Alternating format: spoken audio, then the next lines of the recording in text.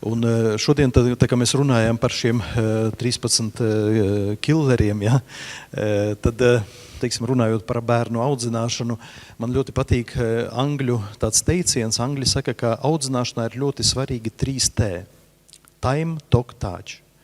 Ka ļoti svarīgs ir laiks, kuru vecāki pavada ar bērniem un bērni kopā ar vecākiem.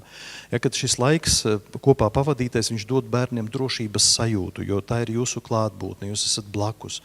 Ja, šis laiks pavadītais kopā, viņš attīsta cilvēku, ja, jo nevis dators vai kaut kādas spēlītes var bērnam daudz ko dot, bet vecāku klātbūtne, sarunas, būšana kopā ļoti daudz ko dod.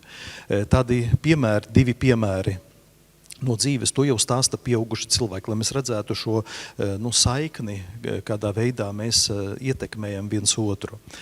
Pozitīvais piemērs, viens vīrietis, kuram kādi 35 gadi, atcerās savas attiecības ar tēti. Viņš saka, ka tētis strādāja rūpnīcā un ļoti agri cēlās no rīta un kādos, laikam, 6:30 gāja uz darbu.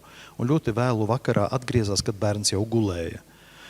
Bet šis dēls saka, bet es pamiegam atceros, ka vienmēr pirms doties uz darbu tētis ienāca manā istabā, es gulēju. Es nezinu, kā es to atceros, saka, bet tētis pienāca pie manis, apsēdās, paturēja mani aiz rokas, noskūpstīja mani un gāja uz darbu. Un tā viņš darīja katru dienu.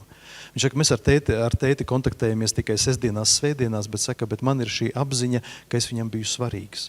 Varbūt tā laika nebija daudz, bet viņš parādīja ar savu attieksmi, ar savu klātbūtni, ka tu man esi svarīgs. Un tagad otrs piemērs tāds negatīvs, arī atcerās jau pieaudzis cilvēks, ka tētis bija ļoti slavens cilvēks, ļoti slavens jurists.